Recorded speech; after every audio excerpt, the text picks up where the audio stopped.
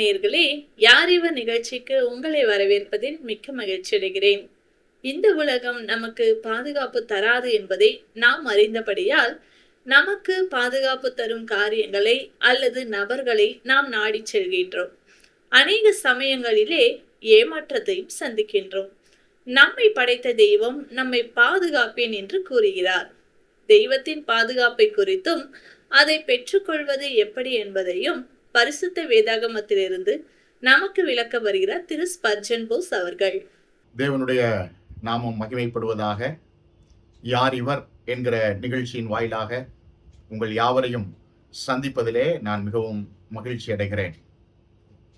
இந்த உலகத்திலே பாதுகாப்பான இடம் எது, அல்லது எந்த இடத்தில் நாம் பாதுகாப்பாக இருக்க முடியும் என்று சொல்லி பல சமயங்களிலே யோசிக்கிறோம்.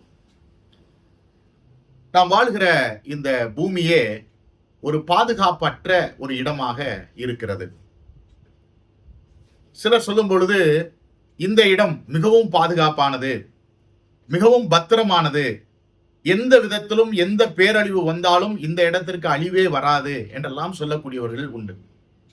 நமக்கு தெரியும், ஒரு காலத்திலே டைட்டானிக் கப்பல் மிக பிரம்மாண்டமாக பல தொழில்நுட்பங்களோடு அமைக்கப்பட்ட அந்த கப்பல், அந்த கப்பலை அமைத்தவர்கள் சொன்னார்கள், இது விபத்தில் சிக்குவதற்கு வாய்ப்பே இல்லை, இதில் பயணிக்கிறவர்கள் மிக பாதுகாப்பாக இருப்பார்கள், பத்திரமாக இருப்பார்கள் என்றெல்லாம் சொன்னார்கள். ஆனால் அவருடைய பிரயாணத்திலே நமக்கு எல்லாருக்குமே தெரியும், ஒரு பனிமலையிலே மோதினதினாலே அந்த கப்பலில் பயணித்த அதிகபட்சமான பேர் இறந்து போனார்கள் என்பதை நாம் அறிந்திருக்கிறோம்.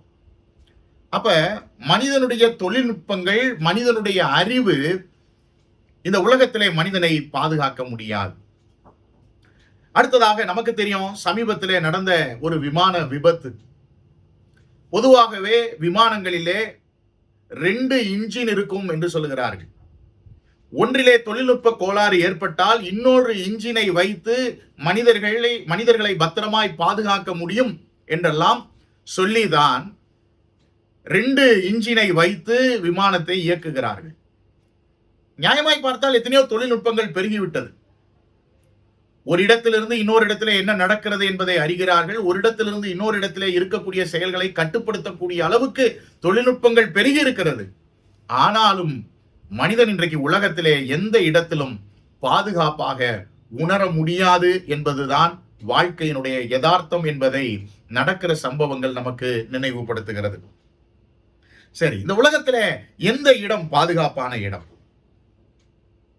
மனிதனுடைய பாதுகாப்புக்கு எந்த இடத்திற்கு போகலாம் என்பதை நாம் யோசித்து பார்த்தால், இந்த உலகத்திலே எந்த இடத்திலும் மனிதனுக்கு பாதுகாப்பு என்பது கிடையவே கிடையாது. இந்த உலகத்திலே தேவனுடைய கரத்தில் இருப்பது மட்டும்தான் பாதுகாப்பாக இருக்கிறது என்பதை பரிசுத்த வேதாகமும் சொல்லக்கூடியதாக இருக்கிறது. ஆரம்பத்திலே, அதாவது கடவுள் மனிதனை படைத்த சில வருடங்களுக்கு பிற்பாடு நடந்த ஒரு சம்பவத்தை நான் உங்களுக்கு சொல்ல விரும்புகிறேன். ஆதாம் ஏவாளை உண்டாக்கின பிற்பாடு அந்த சரித்திரத்திலே நடந்த ஒரு சம்பவத்தை நான் உங்களுக்கு சொல்ல விரும்புகிறேன். அது என்னவென்று சொன்னால், மனிதனை கடவுள் படைத்த போது மனிதன் பாதுகாப்பாக இருக்க வேண்டும் என்றுதான் அவனை படைத்தார். அவனை ஏதேன் தோட்டத்திலே அவர் வைத்திருந்தார். மனிதன் பாதுகாப்பாக உணர்ந்தான். ஆனால் என்றைக்கு ஆதாமும் ஏவாளும் கடவுள் சொன்ன வார்த்தையை மீறினார்களோ, கீழ்ப்படியாமல் போனார்களோ, அன்றைக்கு அந்த பாதுகாப்பின் உணர்வு அவர்களுக்கு போய்விட்டது. அதனாலதான் அன்னைக்கு அவங்க பாவம் செய்த பிற்பாடு, அல்லது கடவுளுடைய வார்த்தையை கீழ்ப்படியாமல் போன பிற்பாடு, கடவுள் வந்து ஆதாமே நீ எங்கே இருக்கிறாய் என்று கேட்டபோது தைரியமாக நான் இங்கே இருக்கிறேன் என்று அவரால் சொல்ல முடியவில்லை. ஒரு பாதுகாப்பான சூழலை அவர் இழந்தார்.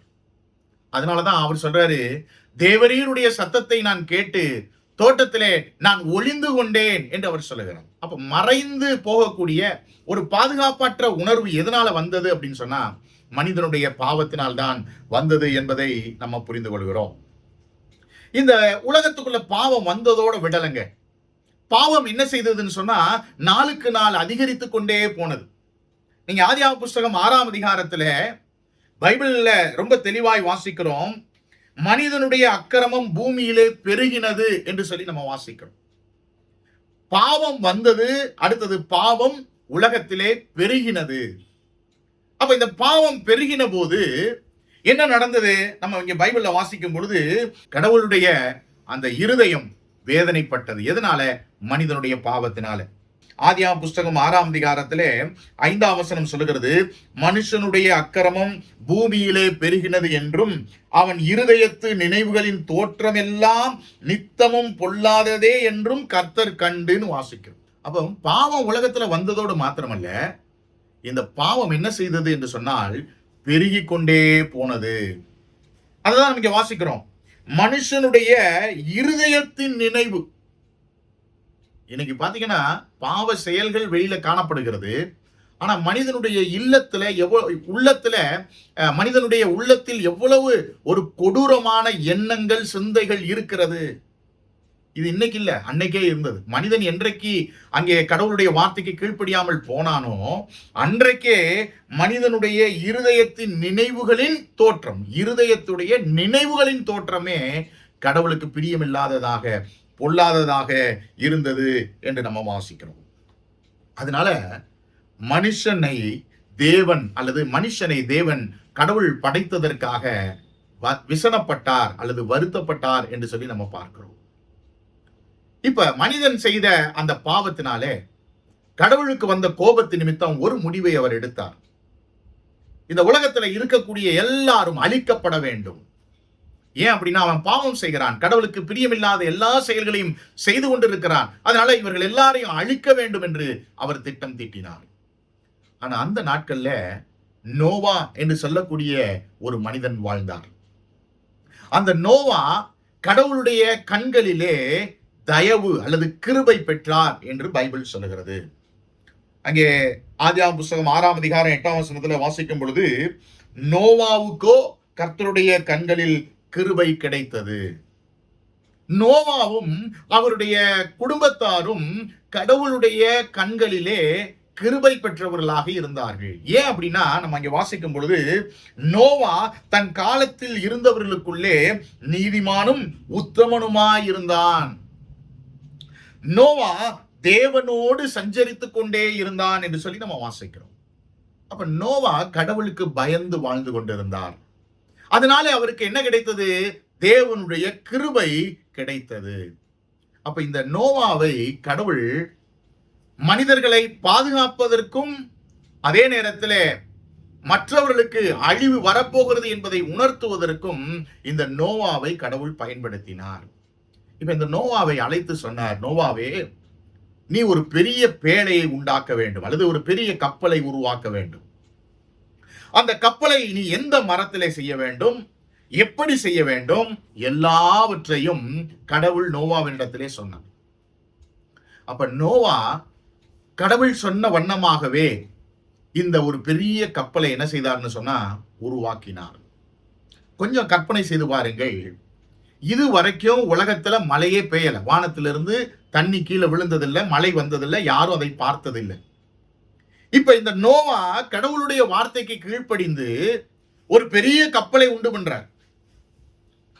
அந்த நாட்கள்ல இந்த கப்பலை உண்டு பண்றவங்க, வேலைக்கு வர்றவங்களும் சரி, அதை வேடிக்கை பார்க்கறவங்களும் சரி, இந்த நோவாவின் இடத்துல என்ன கேட்டிருப்பாங்க? ஐயா, எதற்காக இது மாதிரி ஒரு கப்பலை உருவாக்குறீங்க?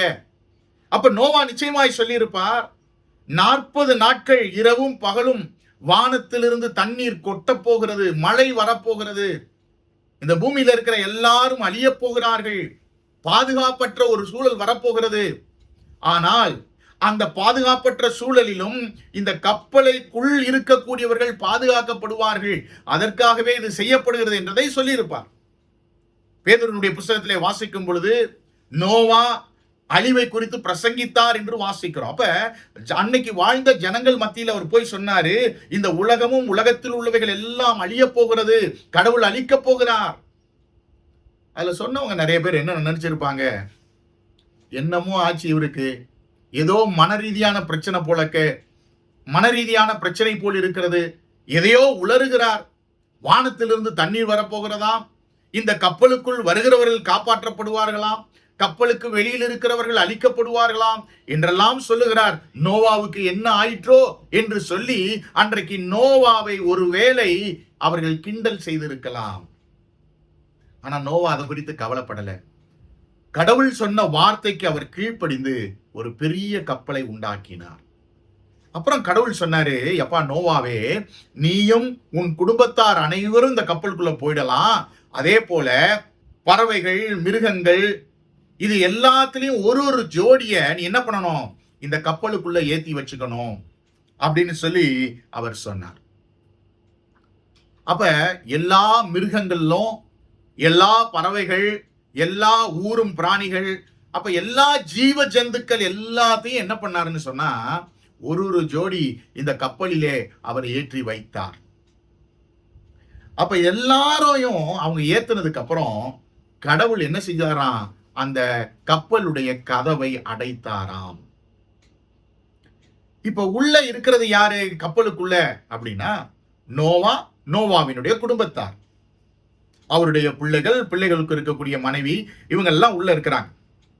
அடுத்தது ஊரும் பிராணிகள், சகல ஜீவ ஜந்துக்கள்லையும் ஒரு ஒரு ஜோடி என்ன செய்யுது, இந்த கப்பலுக்குள் இருக்கிறது. இப்ப கதவை அடைச்சிட்டார். இப்போ மழை கொஞ்சம் கொஞ்சமா பெய்ய ஆரம்பிக்கிறது. அப்பதாங்க மனிதன் யோசிக்க ஆரம்பித்திருப்பான். இந்த நோவா சொன்னாரே 40 நாட்கள் மழை வரப்போகிறது, ஜலப்பிரளயம், அதாவது வெள்ளம் வரப்போகிறது, இந்த பூமி முழுவதும் அழிய போகிறது என்று சொன்னாரே அப்படின்னு சொல்லி அவங்க அப்ப யோசித்திருப்பாங்க. கொஞ்சம் யோசிச்சு பாருங்க, கதவு அடைக்கப்பட்டது. இனிமேல் போய் அந்த கதவை தட்டினா யார் திறக்க முடியும்? ஏன்னா கடவுள் அடைத்த கதவு, யாரும் திறக்க முடியாது. நோவா கூட திறக்க முடியாது. ஒருவேளை நோவா இறக்கப்பட்டு திறந்துருவாரோ என்னவோ என்று சொல்லிதான் கடவுளே அந்த கப்பலுடைய கதவை அடைத்தார் என்று வாசிக்கிறோம். அப்ப வெளியில இருக்கிறவங்க ஒருவேளை அன்னைக்கு தட்டி இருந்திருக்கலாம், நோவாவே, நான் தான் இந்த கப்பலை செய்த ஒரு ஆசாரி, நான் தான் இந்த கப்பலுக்கு மரத்தை கொண்டு வந்த சப்ளையர், நான் தான் இந்த கப்பலுக்கு கீழ் பூசினவன் அப்படின்னு சொல்லி ஒவ்வொருத்தங்களும் வந்து சொல்லி இருக்கலாம். ஆனால் என்ன செய்யப்பட முடியல அப்படின்னா அந்த கதவு திறக்கப்பட முடியவில்லை. இப்ப கொஞ்சம் கொஞ்சமா தண்ணீர் ஏறுகிறது. மனிதன் கொஞ்சம் புத்திசாலி தான் இல்லையா? அவன் நினைச்சிருப்பான், நம்ம உயர்ந்த இடங்கள்ல போய் உட்கார்ந்துக்கிட்டோம்னா தண்ணியில அழிய மாட்டோம்னு நினைச்சு ஒருவேளை நிறைய பேர் என்ன செய்திருக்கலாம், மரங்கள்ல ஏறி இருந்திருக்கலாம், உயர்ந்த குன்றுகளை நோக்கி அவன் என்ன செஞ்சிருக்கலாம், ஓடி இருக்கலாம். ஆனா கடவுள்கிட்ட இருந்து தப்ப முடியுமா? முடியவே முடியாது. 40 நாளுங்க, இரவும் பகலும் மழை பெய்து கொண்டே இருந்தது, தண்ணீர் பெருக்கெடுத்தது.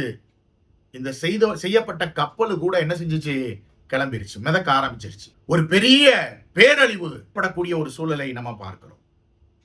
அப்ப கப்பல் மிதக்கிறது, கப்பலுக்குள் இருக்கிறவர்கள் என்ன செய்யப்பட்டாங்கன்னா பாதுகாக்கப்பட்டாங்க. கடவுள் அன்றைக்கே நோவாவினிடத்துல சொன்னாரு, நோவா, நீயும் உன் குடும்பத்தாரும், அதே போல ஊரும் பிராணிகள், சகல ஜீவ ஜந்துக்கள், இவைகள் எல்லாற்றையும் ஒரு ஒரு ஜோடி ஏத்துக்க, அதுக்கு தேவையான எல்லா உணவுகளையும் எடுத்துக்கொள் என்று சொல்லிட்டாரு. இப்ப அவங்க உள்ள சேஃபா இருக்கிறாங்க. வெளியில மழை பெய்கிறது, தண்ணீர் எழும்புகிறது. முதல்ல ஊரும் பிராணிகள், பறவைகள், மிருகங்கள், மனிதர்கள் எல்லாரும் என்ன செய்ய போறாங்க, இப்பொழுது மாண்டு போனார்கள். யோசிச்சு பாருங்க, 10 நாள் தொடர்ந்து மழை பெஞ்சாலே எவ்வளவு வெள்ளம் ஏற்படுகிறது, எத்தனை சேதங்கள் ஏற்படுகிறது.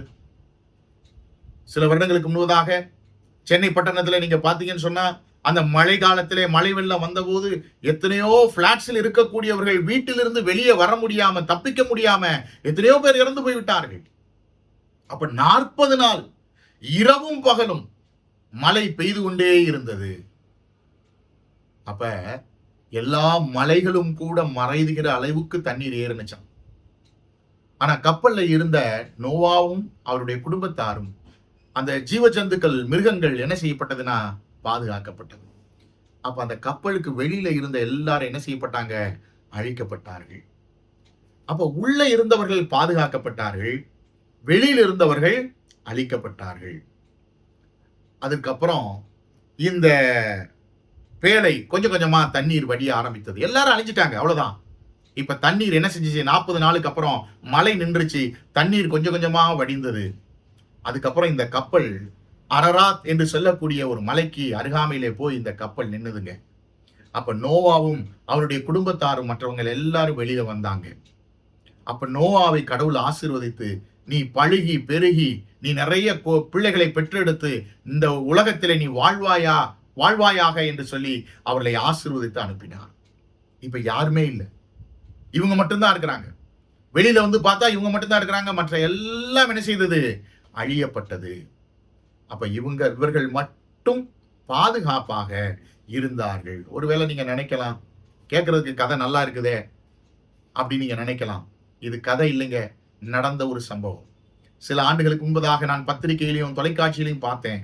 அரராத் என்கிற மலைக்கு அருகாமையிலே ஒரு பெரிய கப்பலை கண்டுபிடித்ததாகவும், அது வேதத்திலே சொல்லப்பட்டிருக்கிற அதே அளவுக்கு இருக்கிறதாகவும், இதிலே சொல்லப்பட்ட வண்ணமாகவே அந்த கப்பல் இருக்கிறதாகவும், அது ஆனால் சிதைந்து காணப்படுகிறதாகவும் அங்கே தொல்பொருள் ஆராய்ச்சியாளர்கள் சொல்லியிருக்கிறார்கள். நான் சொல்லுகிறது கதை அல்ல.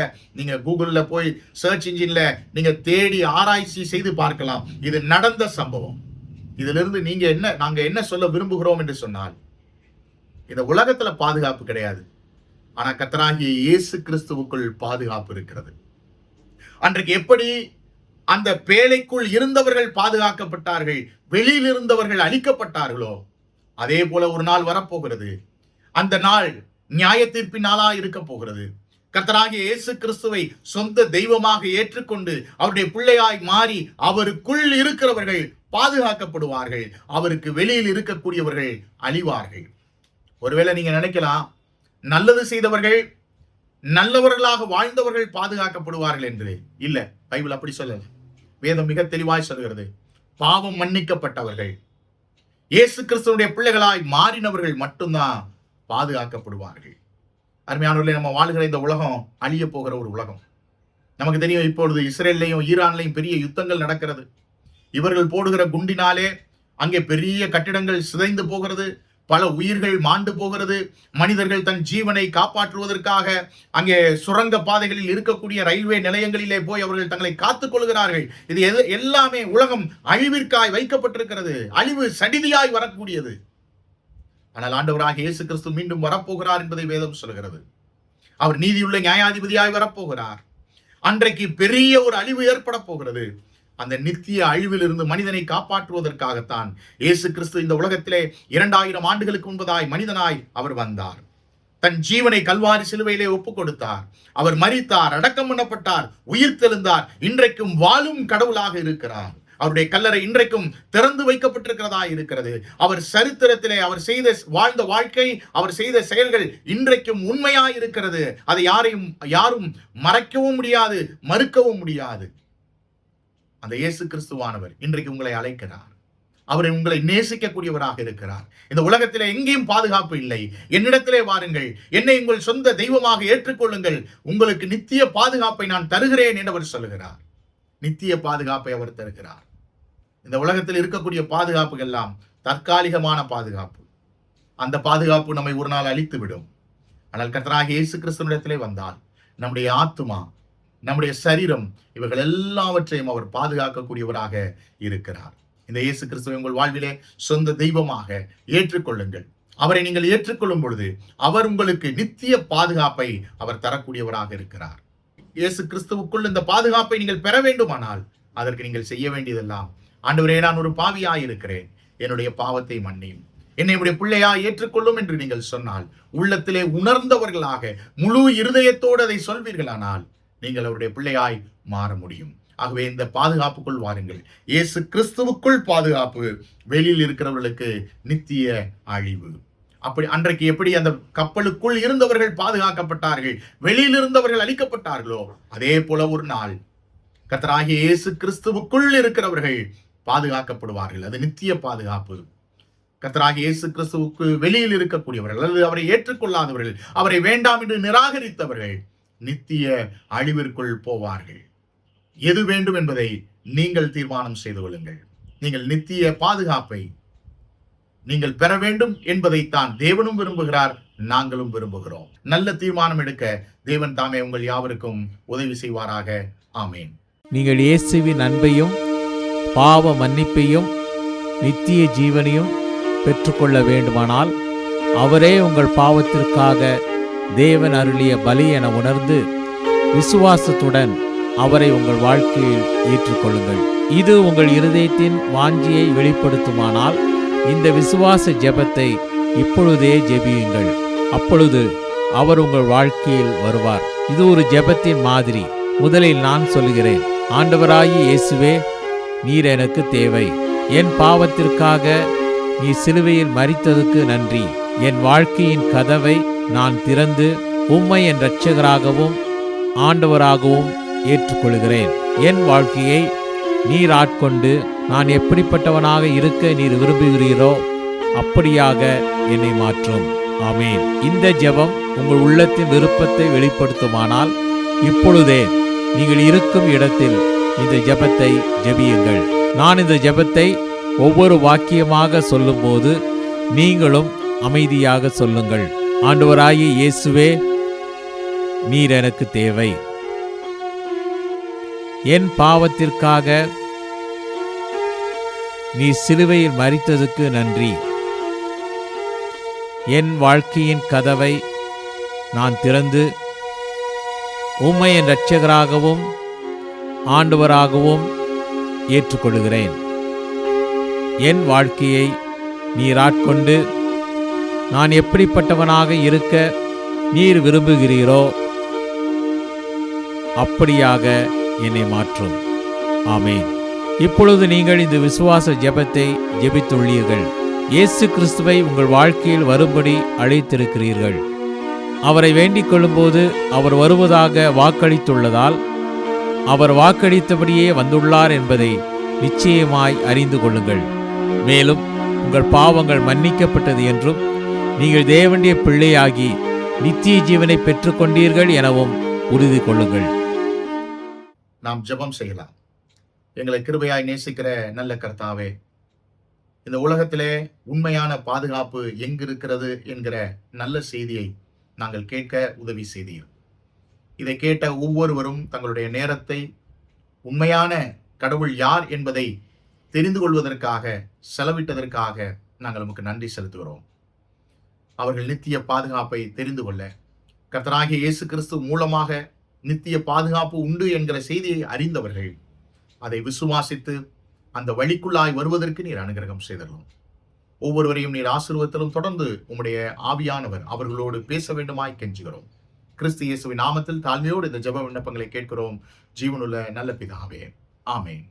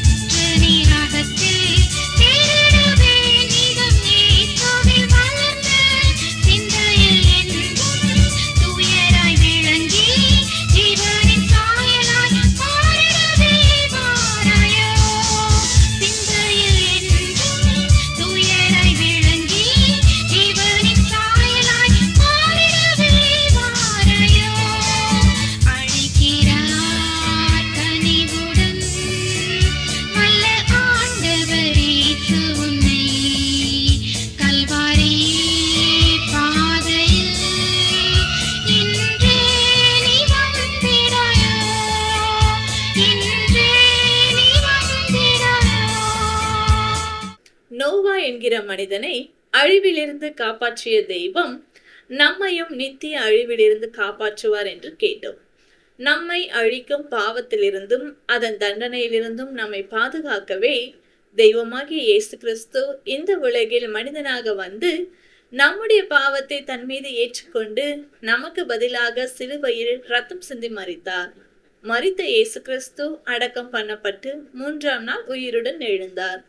உங்களுடைய தவறுகளை இயேசு கிறிஸ்துவிடம் சொல்லி அவர் உங்களுக்காக மரித்தார் என்று நம்பி அவரை உங்கள் வாழ்க்கையில் ஏற்றுக்கொண்டு உங்கள் வாழ்க்கையை அவருடைய கரத்தில் ஒப்புக் கொடுக்கும் போது உங்கள் பாவத்தை மன்னித்து பாவத்திலிருந்தும் அதன் தண்டனையிலிருந்தும் உங்களை காப்பாற்றி மரணத்திற்கு பின் அவரோடு வாழும் பாக்கியத்தை கொடுப்பார்.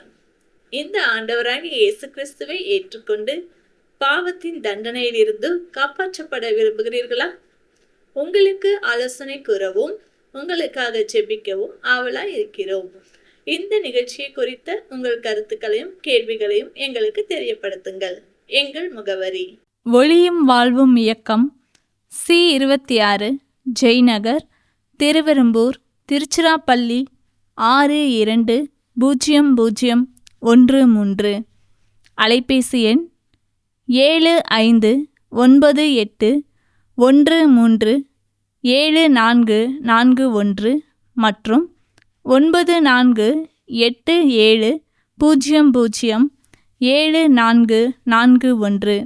Email ID tv@lala.org.in. இவ்வளவு நேரம் இந்நிகழ்ச்சியை கண்டு கழித்தமைக்கு நன்றி.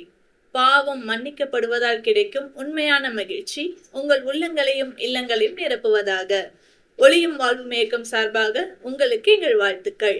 வணக்கம்.